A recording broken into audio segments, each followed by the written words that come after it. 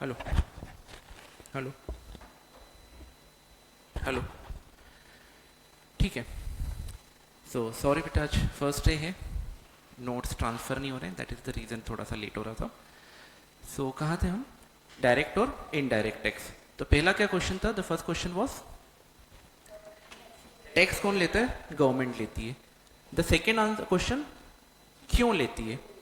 तो I understood, one told me society infrastructure develop करने के लिए, सोसाइटी के लिए, ओके, डिफेंस वगैरह के लिए। अभी तो लेटेस्ट आपने देखा ही था कि डिफेंस कितना इंपॉर्टेंट है फॉर दी कंट्री, राइट? ये कुछ रीजंस हुए, ओके। अब मुझे एक बात बताओ, जब भी गवर्नमेंट टैक्स लेगी, is it compulsory for us to pay the taxes या ऑप्शनल होता है, वॉलेंटरी होता है? कंपल्सरी होता है। अच्छा, अगर मैं बोलूं कंपल्सरी है, तो क्या गवर्नमेंट के पास कुछ पावर्स होती है? राइट, गवर्नमेंट के पास कुछ पावर्स होती है कि वो किसी के ऊपर टैक्स लेवी कर सके। Okay, why I am using word levy? क्योंकि टैक्स अप्लाई नहीं होता है, टैक्स क्या होता है? लेवी होता है। तो whenever government levies taxes, so government should have the power to levy the taxes. अगर गवर्नमेंट के पास पावर नहीं है तो वो क्या कभी टैक्स लगा सकती है? नहीं लेवी कर पाएगी। अब फिर एक और क्वेश्चन निकलता है कि सर, ये गवर्नमेंट को पावर देता कौन है? कौन देता है गवर्नमेंट को पावर? हम ही लोग देते हैं। कैसे देते हैं? What is the background about that? कैसे देंगे हम पावर? वेरी गुड, बहुत अच्छा आंसर। कॉन्स्टिट्यूशन से गवर्नमेंट को पावर मिलता है कि वो टैक्स को लेवी कर सकती है। अगेन, कॉन्स्टिट्यूशन में कहां लिखा है?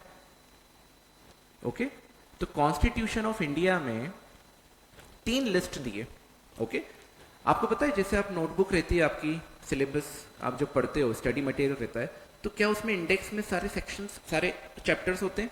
Serial number 1 2 3 4। सिमिलरली कॉन्स्टिट्यूशंस में भी आर्टिकल्स होते हैं। क्या होते हैं? आर्टिकल्स।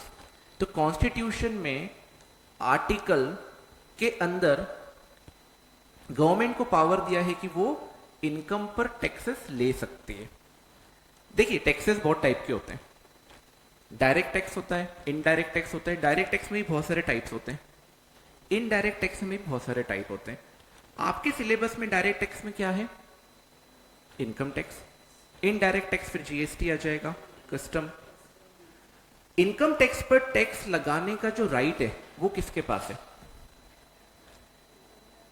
इनकम टैक्स पर राइट जो है, इनकम पर टैक्स लगाने का जो राइट है वो है सेंट्रल गवर्नमेंट के पास। ठीक है, तो when I talk about income tax, so what for income tax we understand government of India income पर टैक्स लगा सकती है। सर, टैक्स लगाने की पावर कहां से आएगी? पावर आएगी कहां से? कॉन्स्टिट्यूशन से। ओके, मुझे बताइए, कॉन्स्टिट्यूशन में एज पर आर्टिकल गवर्नमेंट को पावर दिए, पर आप सभी को पता है गवर्नमेंट हमारी कंट्री में सिर्फ सेंट्रल गवर्नमेंट नहीं होती है, सेंट्रल गवर्नमेंट भी होती है और स्टेट गवर्नमेंट भी रहती है, राइट? तो हमारे पास 3 लिस्ट है। क्या है? एक स्केड्यूल है, उसमें 3 लिस्ट है। एक लिस्ट बताता है कि यूनियन गवर्नमेंट यानी सेंट्रल गवर्नमेंट के पास कौन सी पावर्स है, इट मींस वो किन चीजों पर, कौन से चीजों पर टैक्स लगा सकती है। Second list is state list and third list is कॉनकरेंट। Very good. Sir, ये यूनियन में कौन से आइटम्स? इसमें बेटा सारे आइटम्स वो होंगे जिसमें सेंट्रल गवर्नमेंट टैक्स अप्लाई कर सकती है, जिसमें से एक टैक्स कौन सा है? इनकम पर टैक्स। पर एक बात ध्यान रखना बेटा, हेलो, खो मत जाओ, अभी लिखो मत, लिखने की जरूरत होगी, मैं आपको बताऊंगा। सी, ऐसा बहुत बार टाइम आएगा जब आपके सामने 2 ऑप्शन होंगे, ये बहुत प्रैक्टिकल बता रहा हूं मैं। या तो आप अच्छे से समझ सकते हो या अच्छे से, अब सर ये तो दुविधा हो गई। इस केस में हम क्या करें? हमेशा प्रायोरिटी आप किसको दोगे? अंडरस्टैंडिंग के लिए। लिखा हुआ तो आपको नोट्स में भी मिलेगा, सेवरल जगह पे मिल जाएगा, पर समझा हुआ आपको बार बार मौका, इसलिए कोशिश क्या करेंगे हम कि यार जो बताया जा रहा है उसको अच्छे से समझ लें।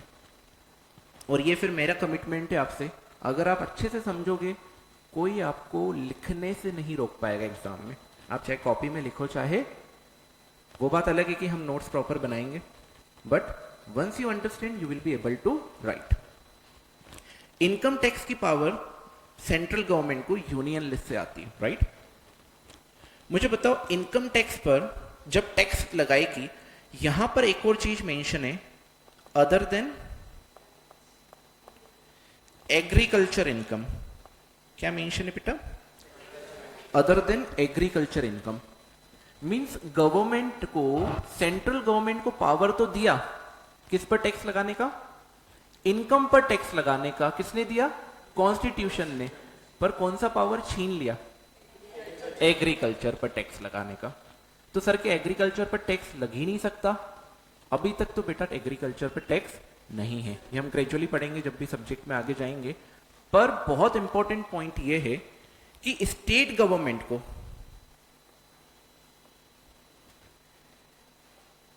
इनकम टैक्स लगाने का पावर दे दिया। On what? Agriculture income. तो सर ये तो मजे हो गए स्टेट गवर्नमेंट के। तो स्टेट गवर्नमेंट के एग्रीकल्चर पर टैक्स लगा सकती है। एग्रीकल्चर मतलब जो खेती बाड़ी करी, राइट? खेत है, उसमें अपने कुछ फसल उगाई, फसल उगा के काट के और बेची, इस पर स्टेट गवर्नमेंट टैक्स लगा सकती है। तो आंसर है हाँ। पर क्या लगाती है?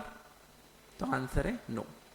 क्यों नहीं लगाती? उसके बहुत सारे रीजंस हो सकते हैं, पॉलिटिकल हो सकते हैं, वोट भी चाहिए गवर्नमेंट को, राइट? और भी इकोनॉमिक रीजंस हो सकते हैं। पर टैक्स कौन लगा सकता है? State government on agriculture product produce, but अभी एग्जेम्प्ट है, उसमें कोई टैक्स नहीं लग रहा। हम जो पढ़ेंगे बेटा, अच्छा कॉन्करेंट में क्या आएगा बताओ? Very good. जो स्टेट भी और यूनियन दोनों मिलकर के जिस चीज पे टैक्स लगा सकते हैं वो किस में कवर हो जाएगा? कॉन्करेंट में। Getting my point? तो यहां पर मैं बोलूंगा सेंट्रल और स्टेट ये दोनों मिलकर के टैक्स लगा सकती है, that is covered under the concurrent. क्या एक बार हम कोशिश करें क्या देखने की कि कॉन्स्टिट्यूशन कैसा दिखता है और वहां पे पावर्स कहां पर है? मुझे बताओ। हेलो, गूगल से पूछें क्या? देखो मैं कहां गया, कॉन्स्टिट्यूशन ऑफ इंडिया, इसको मैं ओपन करता हूं। क्या इसके पहले किसी ने कॉन्स्टिट्यूशन ऑफ इंडिया ओपन करा कभी? नहीं। ये आ गया आपका भारत का संविधान, कॉन्स्टिट्यूशन ऑफ इंडिया। ऐसे आपको बहुत सारे प्रीफेस एंड इंडेक्स, ये सारी चीजें मिलेगी। मैं डायरेक्टली आपको बताता हूं जिस आर्टिकल में ये चीज कवर्ड है। मुझे बताइए, देखो कितने सारे आर्टिकल्स हैं।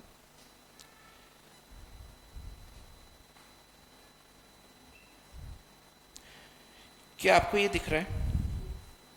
कौन सा आर्टिकल? 246। देखिए, subject matter of laws made by parliament and by legislature of state.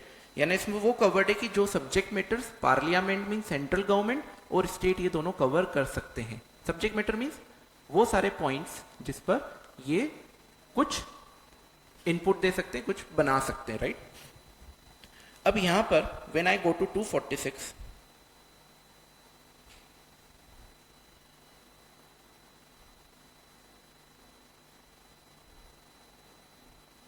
कहां पर है अभी हम?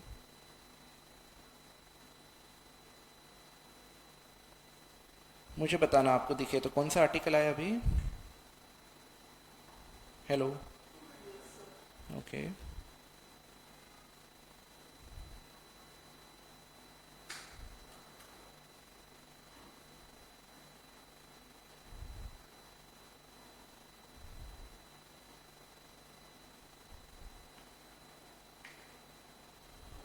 गया क्या?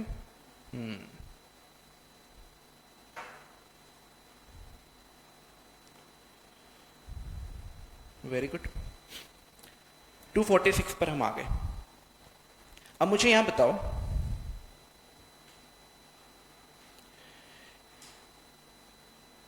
पार्लियामेंट हैज एक्सक्लूसिव पावर, क्या आपको दिख रहा है?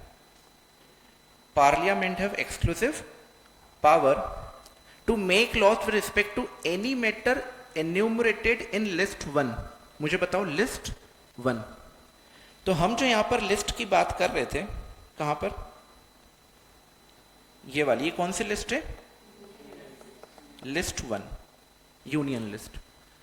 तो कॉन्स्टिट्यूशन ने पार्लियामेंट को पावर दिया, में सेंट्रल गवर्नमेंट को पावर दे दिया कि वो लिस्ट 1 में क्या कर सकती है?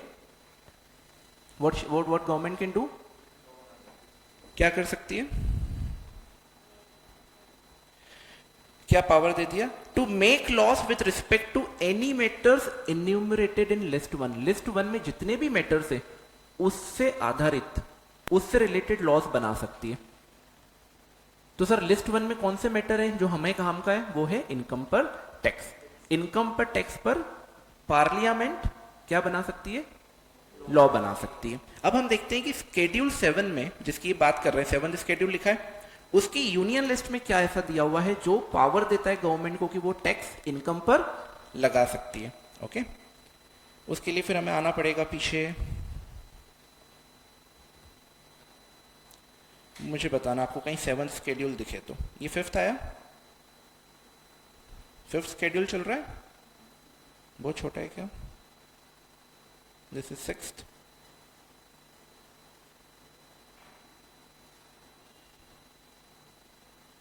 क्या 7 आया क्या? आ गया। सी 7th स्केड्यूल, राइट। आप जब 7th स्केड्यूल में जाओगे, क्या आपको एंट्री 82 दिख रही है क्या इसमें? मुझे बताइए, जूम करूं। Taxes on income other than agriculture income, right.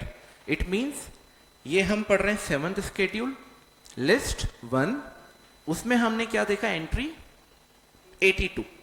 इसमें क्या बोला कि इनकम पर टैक्स लगा सकती है अदर देन एग्रीकल्चर इनकम। तो इससे हमें ये क्लियर हुआ कि कॉन्स्टिट्यूशन में सबसे पहले हम क्या देखेंगे? आर्टिकल, इट वॉज 246 ने बोला यार एक काम करो, आप 7th स्केड्यूल में जाओ, वहां पर क्या है? वहां पर लिस्ट बना सकती है कौन? पार्लियामेंट। किस चीज पर? इनकम पर टैक्स, राइट। तो यहां से government of India, central government को पावर आ गया कि government can levy tax on income on the, किस पर? जो इनकम अर्न कर रहा है। यार एक बात बताओ, आप में से अभी कोई इनकम अर्न करता है क्या? छोटी मोटी भी? क्या आप पे कभी इनकम आप करते हो? क्या कभी इनकम टैक्स लगा क्या? आई एम श्योर नहीं लगा होगा। तो पहली बात, जो इनकम अर्न कर रहा है टैक्स उसी पे लगेगा, जो नहीं कर रहा है उस पर कभी इनकम पर टैक्स नहीं लगेगा। अब इसमें भी जो इनकम अर्न करता है उसके लिए भी गवर्नमेंट ने स्लैब्स दे दिए। अब बेटा एक बात बताओ, आपको कभी अगर आपने ये वर्ड सुना हो प्रोग्रेसिव टैक्स, इट मींस जितनी इनकम ज्यादा होगी उस पे टैक्स बढ़ेगा। तो ऐसा क्यों करते हैं? सोशल वेलफेयर, सोशल जस्टिस के लिए। अब कोई बेचारा बेटा 500 रुपए रोज कमा रहा है, 1000 रुपए रोज कमा रहा है, क्या गवर्नमेंट उससे टैक्स लेगी क्या? नहीं, राइट।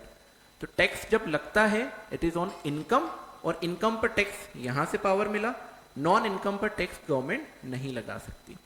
पर एक मजे की बात सुनो आप, क्या आप टैक्स पे करते हो अभी भी? यस कैसे? Very good. From morning to night आप जितना भी स्पेंड करोगे, आप मान के चलो कहीं ना कहीं आप टैक्स पे कर रहे हो। वो इनडायरेक्ट में कवर होगा। ट्रू।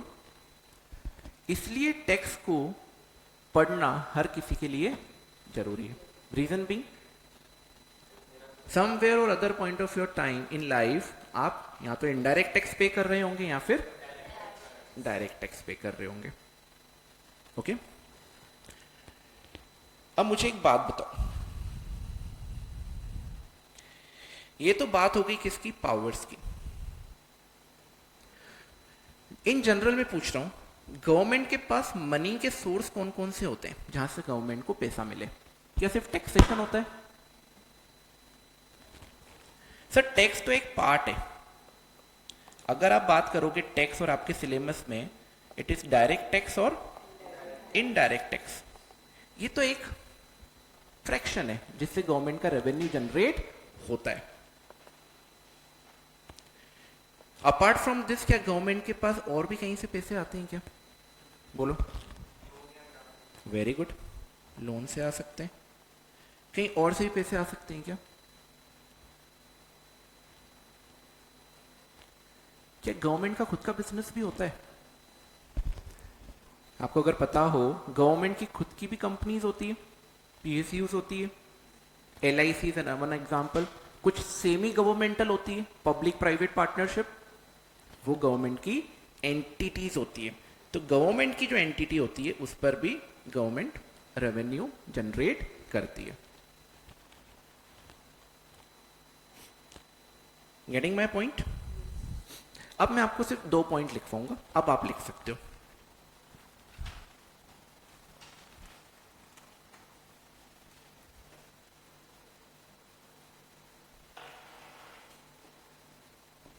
ठीक है, आप हेडिंग दो, पावर्स ऑफ गवर्नमेंट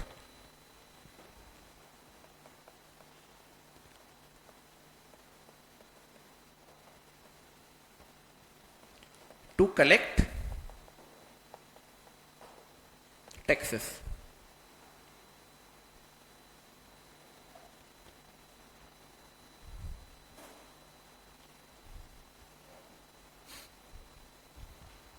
तो सीक्वेंस आपको पता पड़ गया।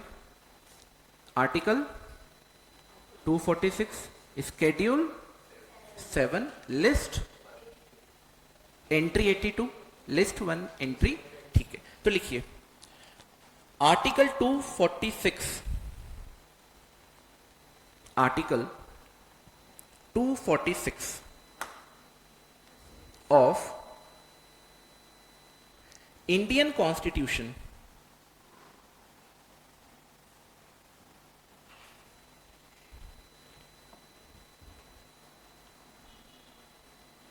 provides power to government to levy the tax।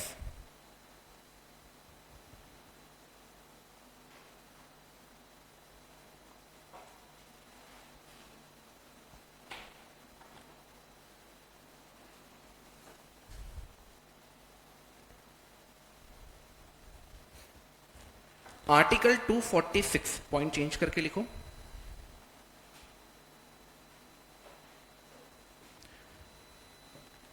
Has division of powers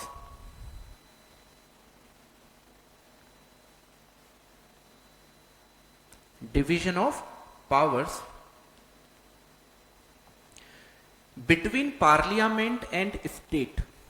parliament के ब्रैकेट में आप सेंट्रल लिख सकते हो, central government, between parliament and states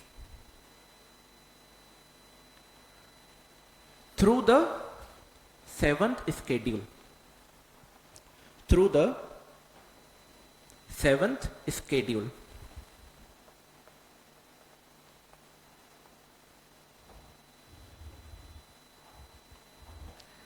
The 7th schedule contains 3 lists. The 7th schedule contains 3 lists. उसके नीचे लिखो list 1 union list,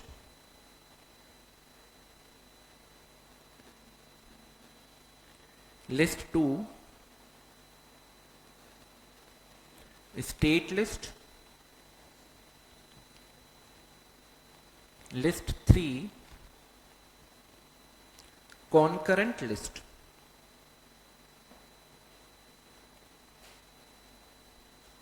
कितने लिस्ट हो गई? 3। 1 is union, state list, concurrent list. Very good.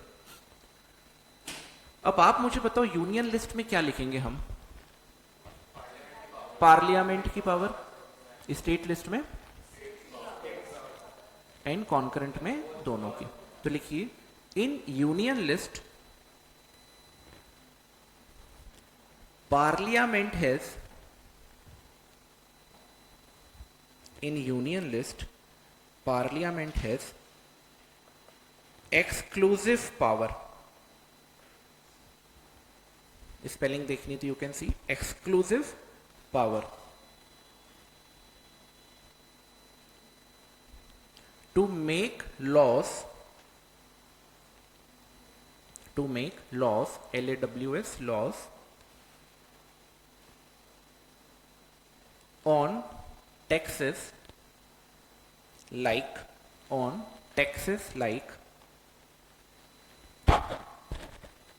Income tax, A करके लिखो income tax,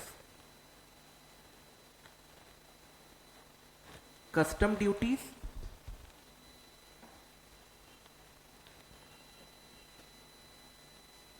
etcetera.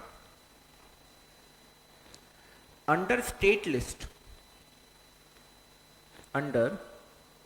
state list state has exclusive power,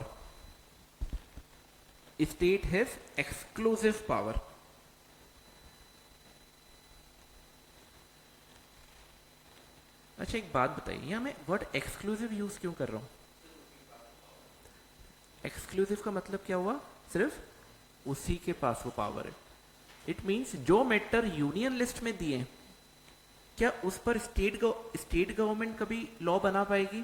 नहीं, उनके पावर से बाहर है। सो एक्सक्लूसिवली यूनियन लिस्ट में जो पावर है उसमें कौन यूज कर सकता है उसका? Parliament, central government. सिमिलरली मैंने जो सेकेंड पॉइंट लिखा रहा हूं, एक्सक्लूसिव पावर यानी स्टेट गवर्नमेंट ही इसी पे टैक्सेस या लॉज इससे रिलेटेड बना पाएगी। तो क्या लिखा आपने? State has exclusive power to make laws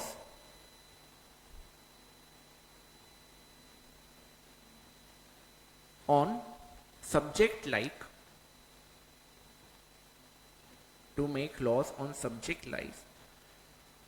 tax on agriculture income, ये फर्स्ट हो गया।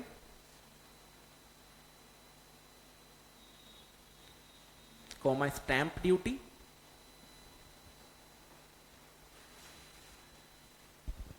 Comma property tax, etcetera.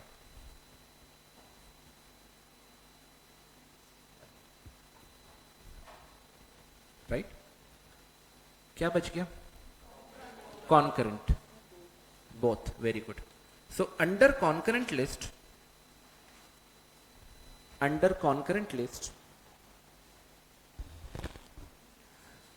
both parliament and state can make laws.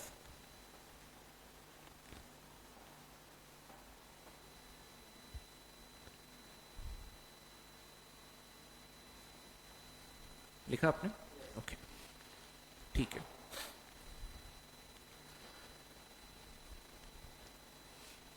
आप जब भी नोट्स बना रहे हो तो एक रिकमेंडेशन है, कुछ ऐसे पॉइंट्स होंगे when ever I will be providing note, उसमें मैं आपको बोल्ड लेटर्स में, राइट, बोल्ड में क्या करके दूंगा, है ना, कुछ इंपॉर्टेंट जो वर्ड्स होते हैं जैसे एक्सक्लूसिव पावर हो गया, राइट, इस टाइप से। तो अब आप कॉपी में जब लिख रहे हैं, हो सकता है मैं आपको बोलूं कि यार ये इंपॉर्टेंट है, हो सकता है आपको खुद ही लग जाए कि ये वर्ड बहुत इंपॉर्टेंट, बिकॉज जब भी आप लिखने जाओगे एग्जाम तो कुछ कीवर्ड से वो उसमें होना जरूरी है। आपकी लैंग्वेज चलेगी, नो मैटर, आप अपने लैंग्वेज में लिख सकते हो, बट वो कीवर्ड्स आप मिस नहीं कर सकते। तो उसके लिए व्हाट यू कैन डू, इधर राइट इन कैपिटल और you can use the different coloured pen. अब एक साथ में दूसरी पेन भी रख सकते हो जिसमें आप डिफरेंट कलर लिख, राइट, या अंडरलाइन कर दो। तो जब आप पढ़ने बैठोगे ना, it will be very memorable, आपको याद रहेगा कि हाँ ये कीवर्ड था। ठीक है, अब एक छोटे से एक दो पॉइंट और है, एक दो डिस्कशंस जो मुझे करने हैं आपसे। Do you know what are features? Features क्या होते हैं? Characteristics, right. अगर मैं बात करूं मेरे फीचर्स की तो मैं क्या बोलूंगा? स्पेक्स, बियर्ड, और आप एड और भी बता सकते हो। तो किसी के फीचर्स की बात कर रहे हैं मतलब वो कैसा है, राइट। एक होता है objective. Objective means what? Purpose क्या है, उसका गोल क्या है। अब हम जो बात कर रहे हैं वो किसकी बात कर रहे हैं? टेक्स्ट की। क्या टेक्स्ट के कुछ फीचर्स हो सकते हैं? यस। क्या टेक्स्ट के कुछ ऑब्जेक्टिव्स हो सकते हैं? यस। तो बिफोर आई एक्सप्लेन यू, हम उसको समझे, I just want to know कि आपको क्या लगता है टेक्स्ट के फीचर्स कौन कौन से होंगे, जो आपको लगता है कि सर ये फीचर्स हो सकते हैं। प्रोग्रेसिव, बट ये सिर्फ एप्लीकेबल होगा इनकम टैक्स पर, right. Very good. Tax levy हुआ जाता है, means tax is levied, applied on particular, कोई भी इंडिविजुअल एंटिटी पे अप्लाई होता है वो। Very good. टैक्स के मल्टीपल रेट्स हो सकते हैं, जैसे स्लैब रेट हो गया, हम आगे पढ़ेंगे। बिना रेट के आप टैक्स नहीं लगा सकते। आपको कैसे पता? बार्टर तो है नहीं वो उस टाइम का कि ठीक है 10 बोरी गेहूं की हुई तो आप एक दे दो, राइट। तो आपको टैक्स बताना पड़ेगा कि रेट टैक्स का कितना है। और क्या हो सकते हैं? एक सबसे सिंपल जो मैं आपको बता चुका, टैक्स कंपलसरी होता है, वॉलेंटरी नहीं होता। It means what? आपको पे करना ही पड़ेगा, सर नहीं करेंगे हम तो क्या हो जाएगा? You can be punishable. होता है ऐसा, पनिशेबल भी होता है। Very good. और क्या हो सकते हैं? सोचो सोचो, कीप थिंकिंग। टैक्स कौन लगाता है? कैरेक्टरिस्टिक हो गई। टैक्स लगाने से क्या होगा? क्यों? गवर्नमेंट लगाती है, और गवर्नमेंट लगा के क्या करती है? उससे सोशल वेलफेयर करेगी। आपने मुझे बता दिया इंफ्रास्ट्रक्चर डेवलप करेगी, राइट। ये भी एक तरीके का उसमें पार्ट हो गया कि वाई टैक्स आर अप्लाइड। और बताइए, चलिए फर्स्ट पॉइंट आप लिखें।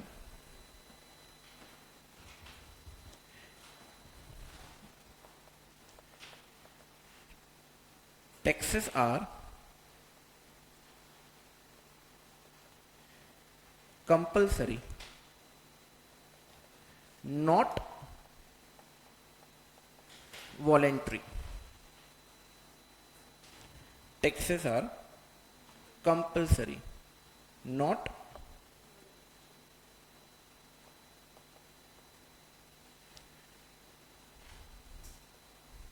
compulsory means you have to pay the taxes whether you feel like paying or not. Voluntary तो अपनी मर्जी से देते हैं, तो कोई अपनी मर्जी से बेटा टैक्स देगा ही कौन, right. People are afraid, people dislike paying taxes. तो वॉलेंटरी तो आई डोंट थिंक कोई टैक्स देगा, बट कंपलसरी है, that's why people have to pay. इसमें आप क्या लिखोगे? कंपलसरी क्यों है वो चीज आपको इसके अंदर लिखनी है। Taxes are compulsory because it is levied on the individual by the government. कैसे? बिकॉज ऑफ द पावर और through the power given to the government by the constitution, right. अभी नोट्स में ये सब लिखा हुआ है, अभी सिर्फ आपसे समझते हैं आज। और मुझे बताओ, टैक्स पर्टिकुलर पर्सन पे करता है, पूरी सोसाइटी मिलकर के पे करेगी? इंडिविजुअल पे करेगा, राइट। बट मुझे एक बात बताओ, जैसे गोकुलधाम सोसाइटी, सबको पता है। आए दिन क्या होता है वहां पे, इसके पीछे झगड़ा। तो सोसाइटी का एक फंड होता है, जब भी जरूरत पड़ती है वो फंड यूज होता है। किस चीज के लिए? सोसाइटी के मेंटेनेंस के लिए, रिपेयर के लिए, सिक्योरिटी के लिए, कलर वगैरह करना है सब।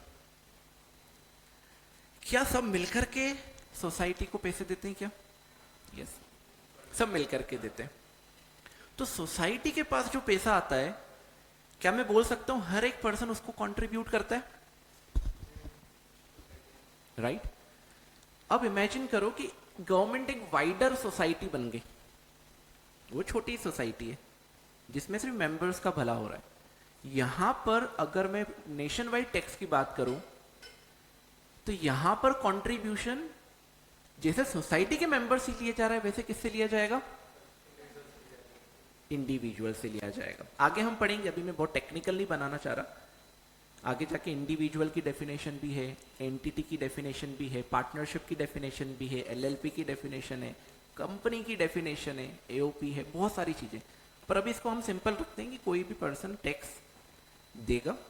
सो it is not single person, it is multiple person जो मिलकर के कंट्रीब्यूट करते हैं to the fund of the government. तो मुझे बताओ सेकेंड पॉइंट क्या हो जाएगा? Tax is what? टैक्स क्या होता है? लिखना नहीं है आपको। Tax is a contribution, right? It is a contribution. Members of the country paid the taxes to the government, right? एक बात मुझे सबसे पहले, जैसे ही मैंने स्टार्ट करा था लेक्चर, मैंने क्वेश्चन करा था टैक्स क्यों लिया जाता है, तो किसी ने बोला था क्या? Welfare of the society. Very good. तो taxes are collected for the welfare of the society, या फिर इसको मैं अदर लैंग्वेज में बोल सकता हूं for the public benefit. Public benefit के लिए लिया जाता है। गुड। अब मुझे एक बात बताओ, टैक्स जब भी लेवीड होगा, हम इनकम टैक्स की बात कर रहे हैं, ये किस पर लेवीड होगा? इनकम पर। किस पर लेवी होगा? इनकम पर। जिसकी इनकम है उस पर इनकम टैक्स लगेगा, जिसकी इनकम नहीं है उस पर, वो बात अलग है, जिसकी इनकम है वो थ्रेशोल्ड स्लैब वाइज लगेगा, बट एप्लीकेबल किस पर होगा? इनकम पर। तो मैं क्या बोलूंगा इसको? Tax is paid out of income.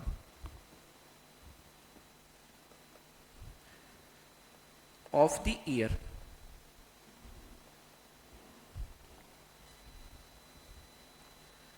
क्या लिखा है मैंने ये? ऑफ द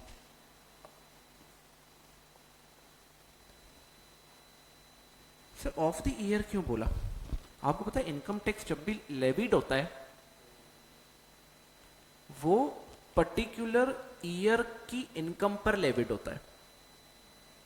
अभी आप आगे कॉन्सेप्ट पढ़ेंगे प्रीवियस ईयर और असेसमेंट ईयर का, राइट?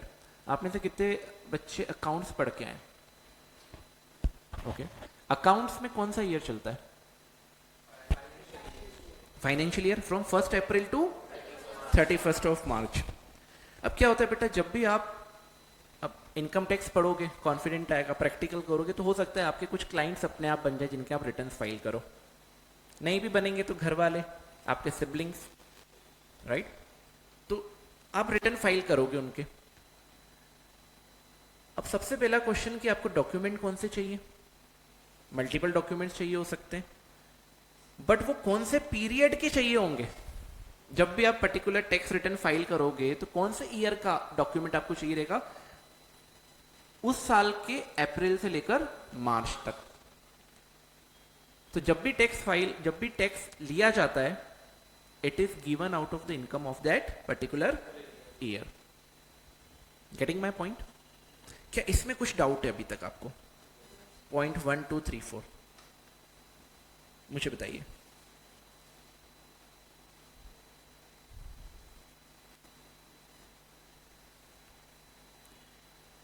क्या कुछ डाउट है क्या इसमें? अब लिख सकते, पॉइंट्स आप लिख सकते हो। लिखने से आपका एक्यूप्रेशर भी बनता है, that is again good for mental health.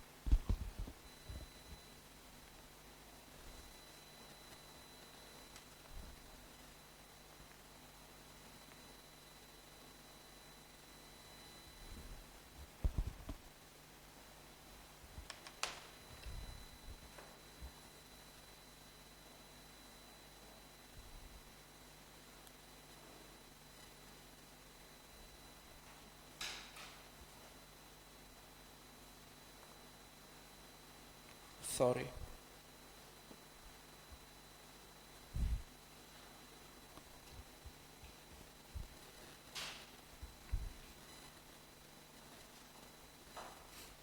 Okay, हाँ कर लीजिए कोई। Okay, fifth feature is government has power to levy the tax. देखो समझ लिया तो हम ये जितने भी पॉइंट्स है कितने इजी लग रहे हैं, उसको रटना नहीं है, हमें उसको समझना है। तो whenever question comes into examination, features आ गए हैं कुछ, तो ब्रॉडली आपको अंडरस्टैंडिंग है उन पॉइंट्स की, बट ये जो पॉइंट्स है जो हेडिंग से, try to make it as same as possible, उसको हमें सेम रखना है। कंटेंट अंदर का सेम रहेगा, वर्डिंग्स चेंज हो जाएगी, इसकी वर्डिंग्स आपको ठीक है। तो मैं फिर आ रहा हूं फिफ्थ पॉइंट पे, government has the power to levy tax, and you very well know अब की पावर गवर्नमेंट के पास कहां से आती है, राइट? ओके,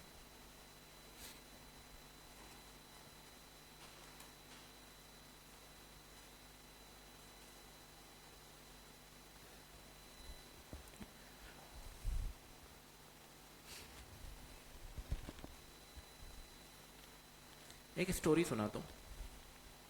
एक बार क्या हुआ, मिस्टर राम,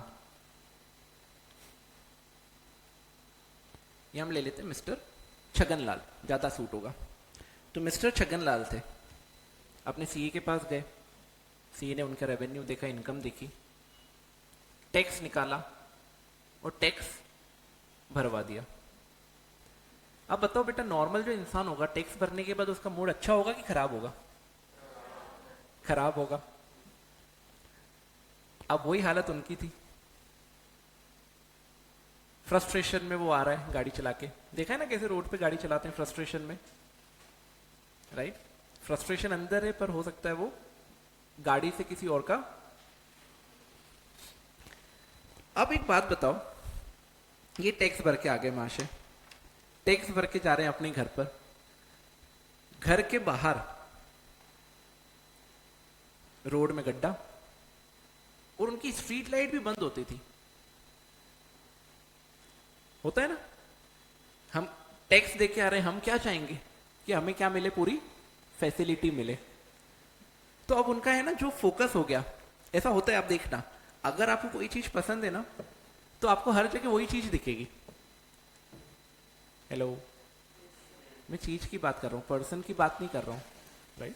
आप उस डायरेक्शन में मत चले जाना कि हर जगह तू ही तू है ना, वो नहीं बेटा, उसकी बात नहीं, वो ऐसा होता है पर वो नहीं होके भी आपको दिखती है। पर मैं जिस चीज की बात कर रहा हूं वो होकर ही दिखेगी, वो एक्चुअल में दिखेगी। जैसे मेरे साथ कई बार होता है, मैंने कोई सी कार इमेजिन करी, मैंने कार लेनी है मुझे, अब मैं जब रोड पे निकलूंगा मुझे वही कार दिखेगी। इतने टाइम से ट्रेवल करते करते कभी ध्यान नहीं गया कि ये कार इतनी सारी है मार्केट में, पर जिस दिन मेरा मन बना ये कार लेनी है मुझे, वही वो कार दिखेगी। ऐसे कोई प्रोडक्ट के साथ होता है, कोई चीज के साथ होता है, इंसानों के साथ तो होता ही है, वो तो बिना होते हुए भी दिखते हैं। तो वो गया, अब उसको छोटी छोटी चीजें दिख रही, कैसी? यार ये लाइट बंद है, यहाँ पे गड्ढा है, यहाँ म्यूनिसिपल कॉरपोरेशन ने खोद रखा है। तो वो अंदर ही अंदर फ्रस्ट्रेशन में परेशान, घर गया, स्ट्रीट लाइट, गड्ढा, सबके फोटो खींचे उसने, सीए को मैसेज करा, बोला कल ये मेरा बन जाना चाहिए, स्ट्रीट लाइट भी। और अब बताओ बेटा ये सही है क्या? ऐसा होगा क्या? हाँ, सीए क्या करेगा उसमें? तो वो तो अंदर से फ्रस्ट्रेटेड है, आपने टैक्स भरवाई, करवा के दो।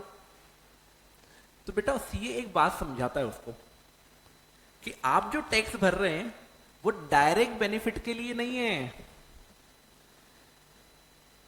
डायरेक्ट बेनिफिट के लिए ये बात अलग है, वो पब्लिक का ही, तो वो आपको बेनिफिट कभी ना कभी मिलेगा, पर उससे आप ये को रिलेट मत करो कि आपने जो टैक्स भरा है गवर्नमेंट उस टैक्स के बदले में आपको उतना बेनिफिट जो आप चाहोगे वो दे देगी। आप दो और भूल जाओ, राइट। गवर्नमेंट ऐसी जगह भी पैसे यूज करती है जो हमें पर्टिकुलरली इंडिविजुअली पसंद नहीं होते। लाडली बहन योजना, सब लाडली बहनों को पैसे मिले, काम कराया। अब बेटा इससे भाई दुखी हो जाए, बोले अब टैक्स भी बहनों से ले लो, हम तो नहीं दे रहे, अगर हमसे टैक्स चाहिए तो हमको पहले लाडला भाई बना दो, राइट। पर क्या हमारे पास ये पावर है बेटा? वैसे मेंस के पास तो कोई ज्यादा पावर आदमियों के पास आज की तारीख में रही नहीं है, पर ये पावर तो किसी के पास भी नहीं कि हमने जो टैक्स दिया है उसका डायरेक्ट बेनिफिट हमको मिल जाए। तो उसके लिए भी एक पॉइंट है कि टैक्सेस से डायरेक्ट बेनिफिट इंडिविजुअल का नहीं होगा, वो पूरे और ऑल ओवर सोसाइटी का बेनिफिट होगा। Getting my point? Very good. तो इसमें हम लिखते हैं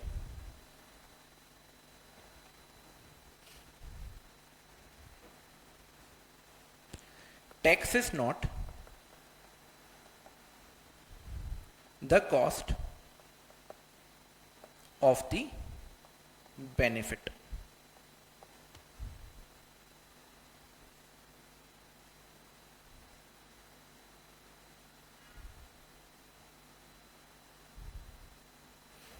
इसमें हम क्या लिखेंगे मुझे बताइए? Tax is collected by the government for the public benefit, social welfare and economic growth. आप मुझे बताइए, गवर्नमेंट ने एक इनिशिएटिव लिया था स्टार्टअप इंडिया, राइट। बहुत सारी एमएसएमई छोटी कंपनीज होती है, छोटे बिजनेस होते हैं, गवर्नमेंट उनको एक्सटेंडेड सपोर्ट प्रोवाइड करती है। आपने गिफ्ट सिटी का नाम सुना होगा, सुना है? Any one of you? Industrial area का कभी नाम सुना है क्या आपने? ये सब ऐसे एरियाज हैं जिसमें गवर्नमेंट का फोकस होता है कि बिजनेस को हम प्रमोट करें, बिजनेसमैन को हम, स्टार्टअप है या कुछ, उनको एक ऐसा एटमॉस्फेयर दे, ऐसा एनवायरनमेंट दे जिससे इनका क्या हो, भला हो जाए। तो बताओ गवर्नमेंट क्या कर रही है? गवर्नमेंट क्यों कर रही है? किसी पर्टिकुलर इंडिविजुअल से उसको प्यार है क्या? उसको इकोनॉमिक ग्रोथ करनी है। अभी एक आधी चीज मैं थोड़ी मैच्योरिटी के साथ बताता हूँ, हो सकता है आपको समझ में आ जाए। क्या आपको ये पता है अभी आरबीआई ने रेट कट डाउन करे, कट कर दिया? रेपो रेट कट करने से क्या होता है, ये क्या किसी को थोड़ा सा आइडिया है क्या? Very good. मुझे एक बात बताओ, फिर से हम लेते हैं मिस्टर छगनलाल को। मिस्टर छगनलाल ने 1 करोड़ का लोन लिया, रेट ऑफ इंटरेस्ट था 14%। हर साल उसको कितना पे करना पड़ रहा है? 14 लाख रुपीस। और वो जो 14 लाख रुपीस का इंटरेस्ट वो पे कर रहा है बैंक को, क्या आपको नहीं लगता है कि उससे उसके पास जो इनहेंड पैसा बचेगा वो कम हो जाएगा, राइट? पर इसमें एक ट्विस्ट है, वो पैसा अभी भी बैंक के पास तो है, वो पैसा अभी भी जो इंटरेस्ट पे करा वो बैंक के पास है, तो बैंक अपना एक्सपेंडिचर में यूज करेगी, ज्यादा लोगों को एम्प्लॉयमेंट देगी। पर रेपो रेट ज्यादा होने की वजह से जो बैंक्स होती है वो भी ब्याज भरती है, किसको? आरबीआई को। तो अल्टीमेटली आरबीआई के पास क्या जा रहा है? पैसा। और इंडिया लेवल पर, इकोनॉमिक लेवल पर, पर्सनल इंडिविजुअल लेवल पर पैसा क्या होते जा रहा है? कम। अब जैसे ही आरबीआई ने क्या कर दिया, रेपो रेट, यानी उसने बोला यार मैंने दिल खोल दिया है, अब क्या करो आप पैसा ले लो। अब पब्लिक के पास एक्सपेंडिचर के लिए पैसा क्या हो जाएगा? बढ़ जाएगा। इससे मार्केट में मनी का फ्लो बढ़ेगा, मनी का फ्लो बढ़ेगा, इनकम भी बढ़ेगी, इनकम बढ़ेगी, इन्वेस्टमेंट बढ़ेगा, अल्टीमेटली इकोनॉमी क्या होती जाएगी? तो सर ऐसा करती क्यों है गवर्नमेंट, बात ये भी आती है। आरबीआई रेपो रेट हटा दे, कम कर दे, बिल्कुल कम कर दे, क्यों बढ़ा दिया, क्यों बढ़ाती? क्योंकि उससे इन्फ्लेशन बढ़ता है। आप बहुत अच्छे से समझना, अगर आपने इकोनॉमिक्स पढ़ा हो, पढ़ा है क्या इकोनॉमिक्स? इकोनॉमिक्स में आपने क्या देखा, डिमांड एंड, एक क्वेश्चन आता है माइंड में कि सर आरबीआई नोट छापे तो सब अमीर हो जाए। कितने लोगों के माइंड में ये क्वेश्चन है? हाँ है क्या? हाथ ऊपर करके, फ्रैंकली करो, आप कोई इशू नहीं है।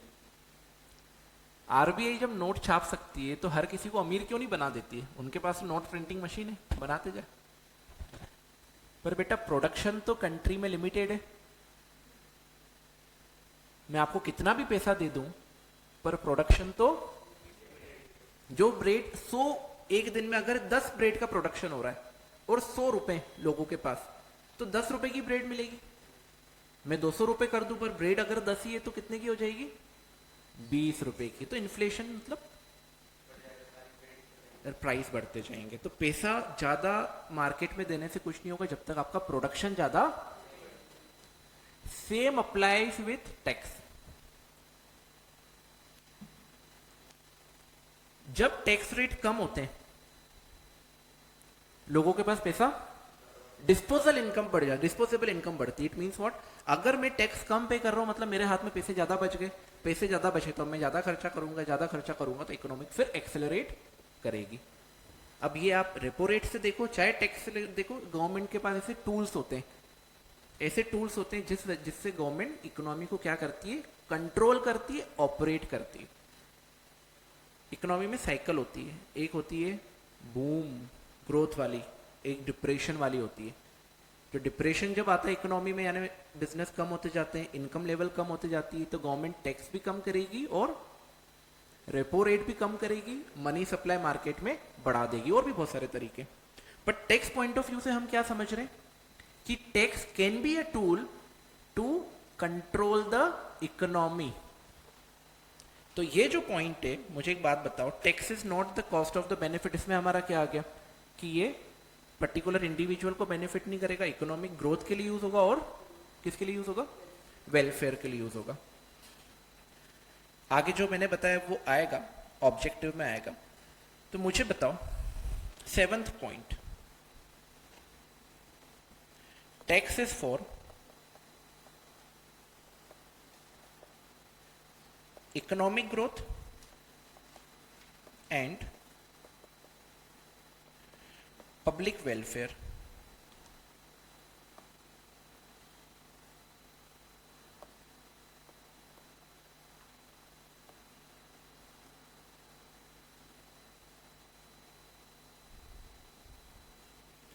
Tax is for economic growth and public welfare. बोलिए, समझ में आई आपको चीजें? ओके। क्या फीचर्स एंड ऑब्जेक्टिव कुछ कुछ सिमिलर हो सकते हैं?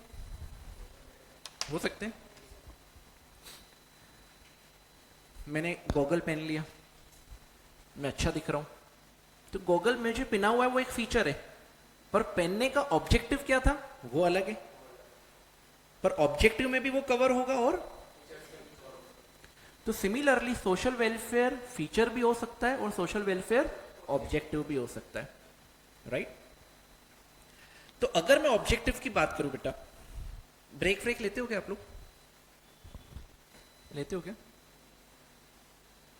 कितने इनोसेंटली बोल रहे हो ना, मतलब चेहरे पे स्माइल भी है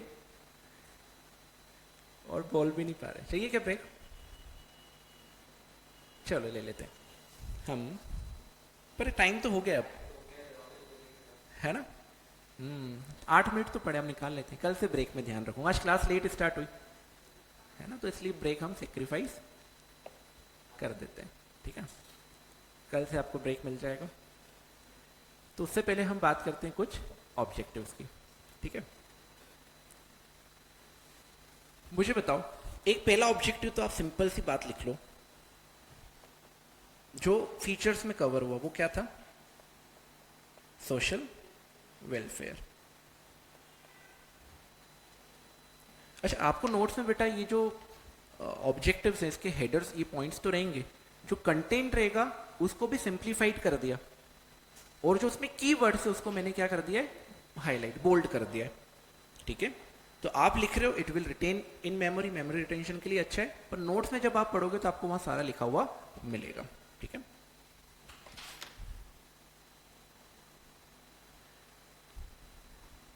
क्या लिखा आपने, सोशल वेलफेयर। सेकंड में लिख रहा हूं इकोनॉमिक ग्रोथ, ये एक ऑब्जेक्टिव हो गया। थर्ड में लिख रहा हूं इकोनॉमिक स्टेबिलिटी। इकोनॉमिक स्टेबिलिटी, ये कोई समझा सकता है क्या मुझे? क्या आप अभी चॉकलेट से मोटिवेट होते हो क्या? चॉकलेट्स किसको पसंद है? Very good. मोटिवेशन मिलता है क्या चॉकलेट से? हाँ, ठीक है। तो कल से मैं सोच रहा हूँ कि मैं 1 से 10 रुपए के बीच में जो अच्छी चॉकलेट आएगी वो आपको एज अ मोटिवेशन मैं दूंगा। कुछ टाइम के बाद बेटा मोटिवेशन खत्म हो जाता है, तो फिर हो सकता है 2-5 रुपए की चॉकलेट आपके लिए काम ना करे, आप बोले छोड़ो। तो हो सकता है 15-20 दिन के बाद मुझे 10 वाली करना पड़े, फिर नहीं होंगे तो फिर 15 वाली करना पड़े। तो ये साइकोलॉजी, आपने कभी देखा हो हायरार्की होती है, Maslow need hierarchy theory, right. तो उसमें एक एक बेसिक चीज पूरी होती जाती है तो इंसान आगे बढ़ता है, ठीक है। तो क्लियर से स्टार्ट करेंगे, फिर हम 5 स्टार, सिल्क, टेम्पटेशन, वहां तक जाएंगे। तो मुझे बताओ स्टेबिलिटी, इकोनॉमिक स्टेबिलिटी मतलब क्या, कैसे? ये ऑब्जेक्टिव है को, हाँ वेरी गुड, वेरी गुड। यहाँ पे टैक्स और इकोनॉमिक्स थोड़े से लिंक हो रहे हैं, राइट। पर उसके टूल्स क्या, इकोनॉमी को स्टेबल करने के टूल्स क्या देखे हमने? हाँ राइट। तो इसमें हमने आज कुछ ऐसा पढ़ा क्या इससे रिलेटेड? अभी कुछ पढ़ा था क्या हमने? हाँ, चॉकलेट है क्या? हाँ, repo rate, very good. Repo rate पढ़ा, टैक्स भी एक टूल है इसके लिए, मैंने आपको बताया। इन्फ्लेशन जब आएगा टैक्स बढ़ा दो यार। इन्फ्लेशन कब आता है? जब लोग है ना एकदम खर्चा करने के लिए, अब तो करना है, होता है। कोई 1 लाख कमाना चालू करता है तो उसके सपने 5 लाख के हो जाते हैं। वो 4 लोन से हैं, वो पता है, पर कोई भी आज जो दिख रहा है ना वो 5 गुना जाता है। समझदार वो है जो कम चलता है, लाख रुपए कमा रहा है, दिखा भी लाख रहा है, वो सही है। तो यहां पर क्या बात हो रही है कि सर टैक्स रेट को बढ़ा दो, लोग टैक्स भर देंगे, पैसा गवर्नमेंट के पास गया, तो अब क्या हो जाएगा, लोगों के पास कम बचेगा, डिमांड कम होगी तो रेट अपने आप नीचे आएंगे, राइट। सो इससे इकोनॉमिक स्टेबिलिटी गवर्नमेंट करना चाहे तो टैक्स को एक टूल बना के कर सकती है। कंटेंट इसका क्या आ जाएगा अंदर, किसके अंदर? इसके अंदर इकोनॉमिक स्टेबिलिटी के लिए in the situation of inflation government can maximise increase the tax rate to reduce the disposable income. और अगर डिप्रेशन में जा रही इकोनॉमी, डिमांड कम हो गई है, वैसे ही डिमांड कम हो गई है, लोग एकदम मुरझा से गए, तो गवर्नमेंट चॉकलेट देगी कि नहीं देगी? चॉकलेट कैसे देगी? टैक्स रेट कम करके। हमारा फाइनेंस मिनिस्टर कौन है? Very good, Nirmala Sitharaman. तो नॉर्मली बहुत ट्रोल हो रही है वो आजकल, है ना, इंस्टा पर। सबसे ज्यादा ट्रोलिंग हुई थी शायद पॉपकॉर्न, है ना, कितना आहत हुआ ना दिल को, राइट। जो हमारे काम की चीज़ वहाँ टैक्स लग जाए बस, फिर तो दिल दुखता है, राइट। तो गवर्नमेंट टैक्स कम भी कर देती है। कब कम? अभी देखो कम हो गया, अभी सेलिब्रेट्स अभी बढ़ा दिया, थ्रेशोल्ड बढ़ा दिया, राइट। इसका बेटा बहुत बड़ा फैक्टर, अभी देखो आप जो क्लास में हो ना, now you are in professional course, तो आपको किसी भी एक सब्जेक्ट को सब्जेक्ट तक लिमिटेड नहीं रखना है, उसके सेवरल इम्पैक्ट्स भी देखने। आप देखना, I don't know how much of you are interested in share market, but जब ये बजट आया, पता पड़ा लोगों को अब डिस्पोजेबल इनकम बढ़ जाएगी, तो जो एफएमसीजी कंपनीज हैं उसके शेयर्स बढ़ेंगे कि नहीं बढ़ेंगे, right? FMCG means fast moving consumer goods, क्योंकि लोगों के पास पैसे ज़्यादा आएंगे तो वो खर्चा ज़्यादा करेंगे, तो खर्चा ज़्यादा करेंगे तो इनकम कंपनी की बढ़ेगी जो ऐसी कंपनीज है, और इनकम बढ़ेगी तो उनके शेयर्स के प्राइस भी बढ़ेंगे। तो देखो इकोनॉमी कैसे थोड़े से गवर्नमेंट के स्ट्रक्चर चेंज होने से, टैक्स रेट्स चेंज होने से कितनी ज़्यादा इम्पैक्ट होती है। Getting my point? ठीक है, मुझे बताओ क्या ऑब्जेक्टिव में social welfare, economic growth, economic stability, इसके बाद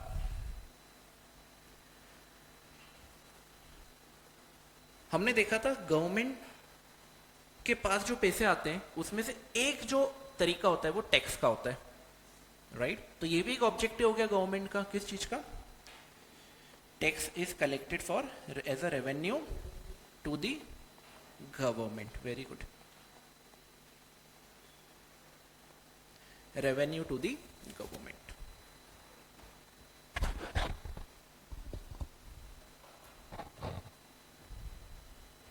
क्या समझ आया बेटा? क्योंकि हमारा टाइम हो रहा है, बट एक चीज मैं आपको बताना चाह रहा हूँ, ऑल्दो हमारे पास अब टाइम ही टाइम है टैक्स के लिए।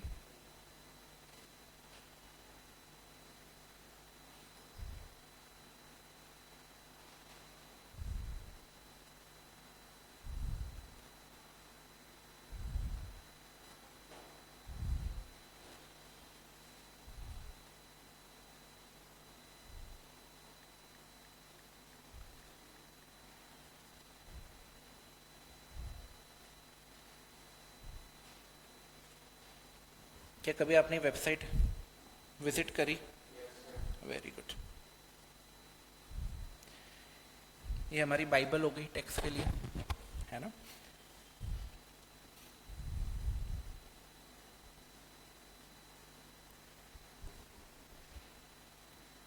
क्लियर तो है ना आपको ये यहाँ पे जो शो हो रहा है? ओके, देखिए आपके सिलेबस में ये आ गया डायरेक्ट टैक्स, ठीक है? ये आ गया आपका indirect tax, GST and custom 60-40। यहां पर अगर आप डायरेक्ट टैक्स की बात करें, अच्छा मॉड्यूल में आपको इसलिए बता रहा हूं study material because you should know कि हम कैसे प्रोग्रेस कर रहे हैं आगे and how the things are getting easy for you, right? तो मैं अभी आ जाता हूं।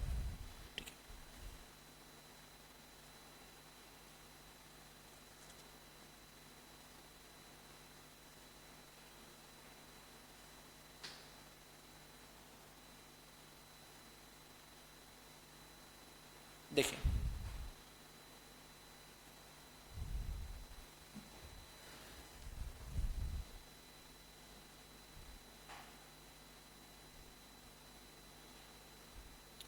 क्या ये फीचर्स दिख रहे हैं क्या आपको? Characteristic of taxes.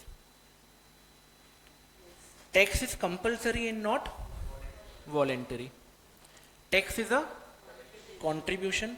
Tax is for public benefit. Tax is paid out of income of the taxpayer. Government has power to levy taxes. Tax is not the cost of the benefit. Tax is for the economic growth and welfare. See class attend करने का सबसे बड़ा जो agenda है, जो purpose है हमारा, कि जब भी आप पढ़ोगे ना तो आपको कंफर्ट लगना चाहिए, राइट? स्ट्रगल कहाँ शुरू होता है, फ्रस्ट्रेशन कहाँ शुरू होती है? जब चीज़ें समझ में नहीं आती तो हम पढ़ाई से डिसलाइक करते हैं, सब्जेक्ट को डिसलाइक करते हैं। पर आपको जब वो समझ में आने लगेगा ना, मैं बता रहा हूँ कोई सा भी सब्जेक्ट आपको प्यार, राइट? जब भी रिलेशनशिप की बात होती है तो सबसे पहले क्या बोलते हैं? What you need? I need a very good understanding. तो सब्जेक्ट के साथ प्यार करने के लिए भी कुछ और नहीं चाहिए, आपको क्या चाहिए? अंडरस्टैंडिंग। तो अंडरस्टैंडिंग अगर हो गई तो आपको सब्जेक्ट से प्यार होने से कोई, कभी सब्जेक्ट अच्छा नहीं लगे ना, आप समझ आ रहा सब्जेक्ट, अंडरस्टैंडिंग वीक है आपकी, तो प्यार करने के लिए क्या करो? अंडरस्टैंडिंग बढ़ा दो, राइट? तो जो भी आपने देखा कंपलसरी है, कॉन्ट्रीब्यूशन है, पब्लिक बेनिफिट के लिए, out of the tax payer, power government के पास है, it is not the cost of the benefit, tax is for the economic growth and public welfare, right. यहाँ पे ऑब्जेक्टिव ऑफ टैक्सेशन है, इसमें हमने सारा कवर नहीं करा, वी विल बी कवरिंग, कुछ बच गए हैं, पर आपने ये देख लिया source of revenue to government, social welfare, economic growth, economic stability. Getting my point? समझ आया आपको? अब अगर घर पे नहीं भी पढ़ो और ये क्वेश्चन टेस्ट में आ जाए तो आप क्या लिख सकते हो? पॉइंट्स याद हो रहे हैं, अंदर कंटेंट याद हो रहे हैं, very good. So that is the main motive कि हम बिना पढ़े भी, बहुत ज़्यादा रटे बिना भी हम क्या कर पाए, उसको अपने अंडरस्टैंडिंग के अकॉर्डिंग लिख पाए, तभी तो पढ़ाई इजी होगी बेटा, otherwise there is no sense, right? Okay okay, चलिए तो आज यहीं रोकते हैं, हम मिलते हैं कल, तब तक टेक केयर, ध्यान रखिए अपना, और एक बार हो सके तो इसको रिवाइज कर देना। नोट्स के लिए मैं बात करता हूँ, जो इनिशियल आपको इसका नोट्स देना है। हाँ हाँ हाँ हाँ हाँ, वो पढ़ेंगे हम, राइट। Nice question.